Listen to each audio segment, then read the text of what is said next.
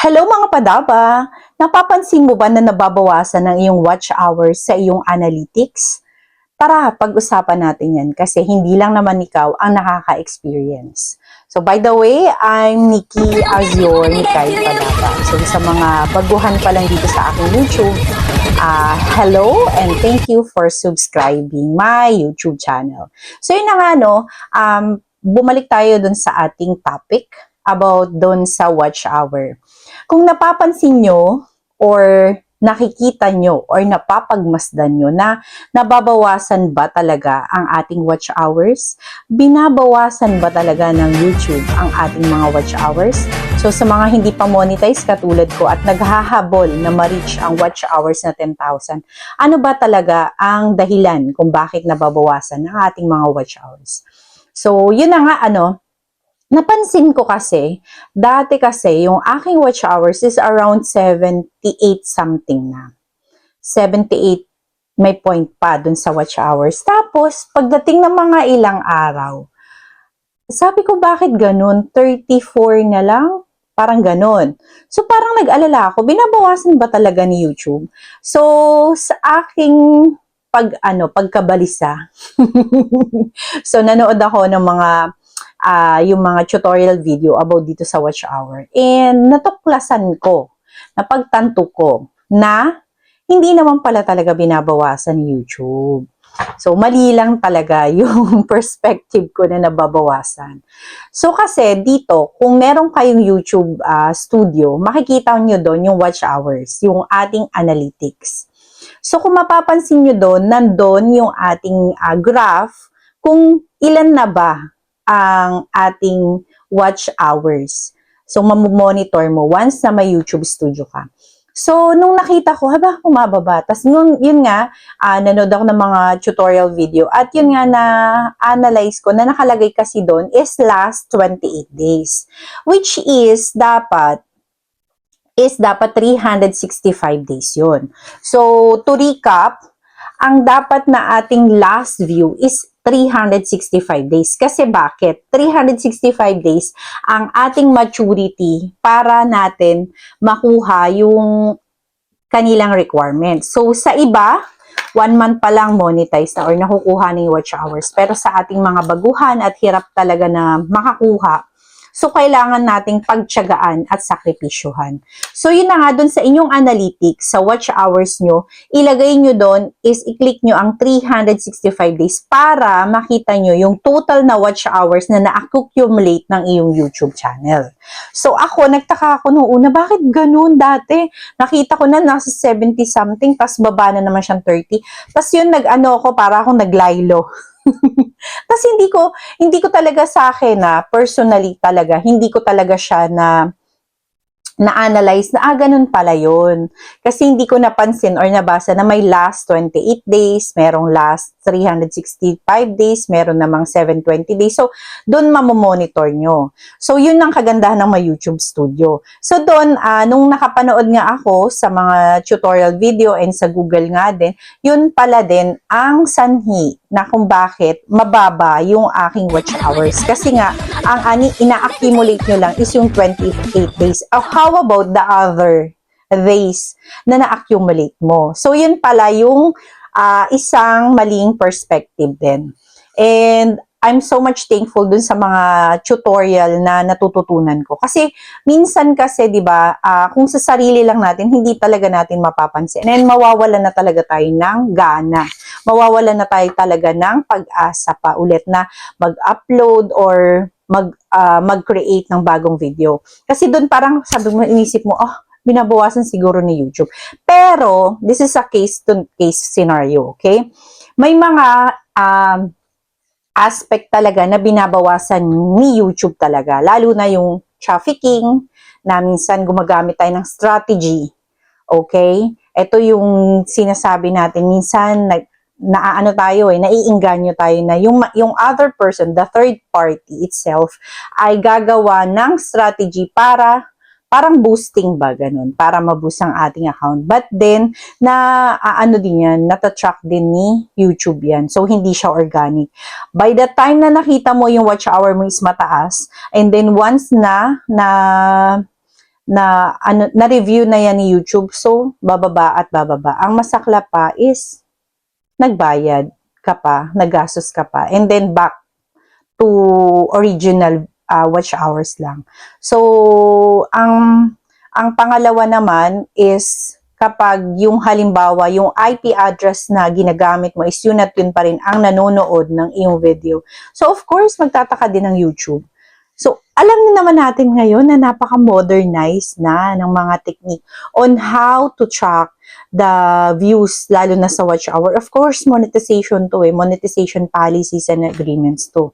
And kung gusto mong lumaban ng patas, di gumawa ka ng patas. Maraming shortcuts, pero ang mas maganda yung long term. So, gumawa tayo ng mga shorts para at least mas marami tayong chances para magkaroon ng subscribers and also the views.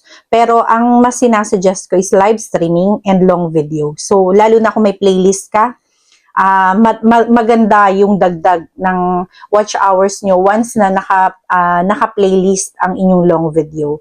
So, basically, doon pa lang, once sa pinapanood yun ng subscribers mo, lalo na kung marami kang playlist, and okay, parang mas maganda siyang makahatak ng ating watch hours na requirement ni YouTube para sa monetization agreement. And then, once na meron kayong YouTube studio, mamomonitor nyo palagi kung ano ba ang status ng inyong watch hours.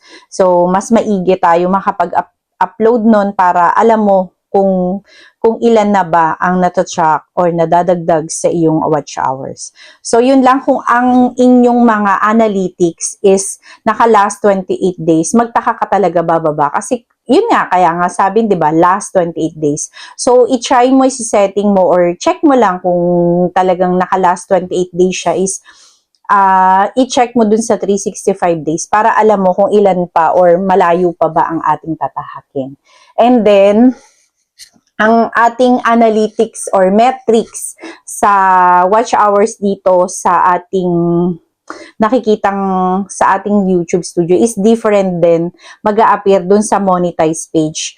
So, it takes a day para siya maging updated. Of course, nire-review rin niya ni YouTube bago madagdag dun sa inyong watch hours. So, ang naging dahilan nito is kapag bumababa ang inyong watch hours, check nyo kung last 28 days. And sometimes, you have to consider that dahil baka yung mga nagvo-views nito ay hindi organic. Kaya tayo ay bumababa ang ating watch hours. But continuous and tuloy-tuloy lang, keep going. Lalo na sa mga katulad ko na nakadama ng paglalaylo. Kasi nga parang, sabi ko, hala, binawasan niya yata. Sinisi pa, diba? So, by the way, I'm Nikki, as your Nikay Padaba. And my YouTube channel is like 2 months and a half. Kung hindi ako nagkaka-upload. Oy, hindi kasi, bago lang talaga siya. And yung dati kong account talaga, napakalayo ng kanyang progress. Kaya ngayon, I do myself na mas lalo akong nanonood ng mga tutorial. And then, ginagawa ko on my own experience.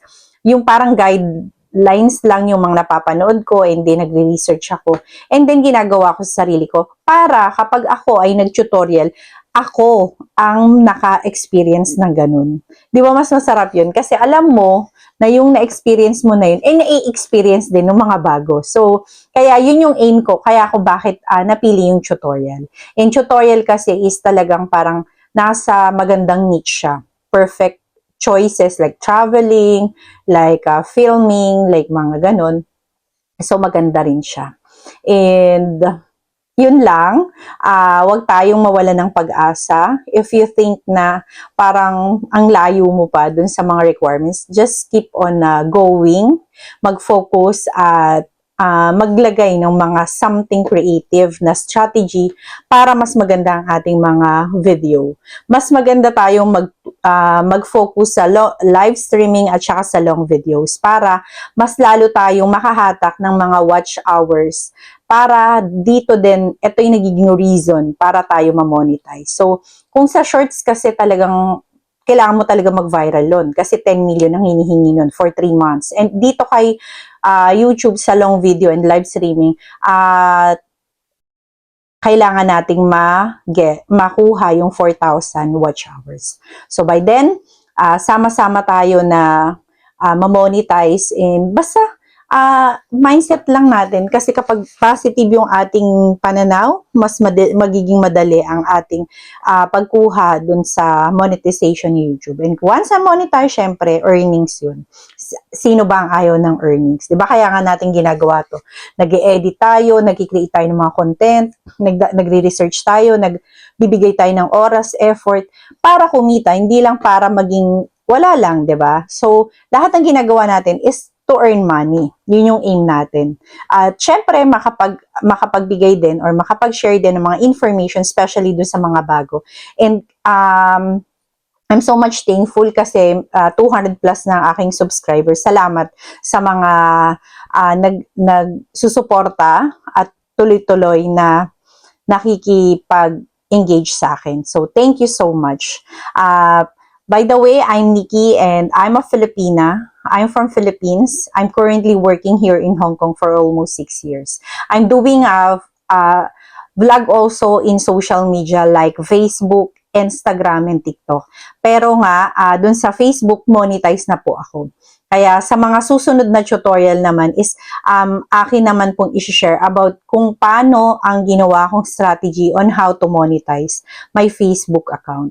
So, meron akong personal account, tsaka meron akong page. Pero yung page baguhan lang kasi yung dati kong page is na-hack yun. So, I try my best to have a renewed, a very brand new also yung page. Pero ngayon focus ako dito kay YouTube kasi alam ko na magkakaroon pa rin ako ng katulad ng iba ng career dito sa YouTube. So, basta keep on believing, stay humble kung ano man marating mo sa buhay, be kindness, spread love, not hatred. Tulungan tayo mga padaba. Happy earning mga padaba!